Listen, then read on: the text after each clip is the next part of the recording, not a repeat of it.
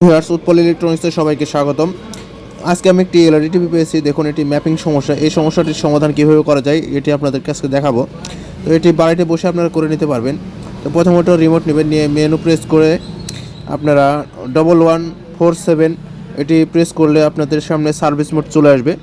তো তারপরে আপনারা এখানে প্যানেল সেটিংয়ে চলে আসবেন। এখানে প্যানেল সেটিংয়ে আসার পরে ইন্টারপ্রেস করবেন।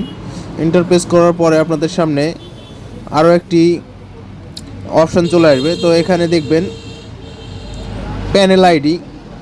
এই প্যানেল আইডিতে গিয়ে আপনারা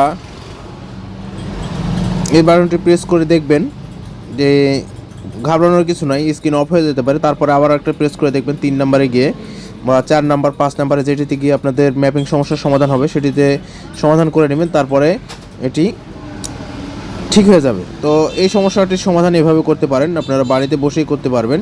তো ভালো থাকবেন, ভিডিওটি পর্যন্তই।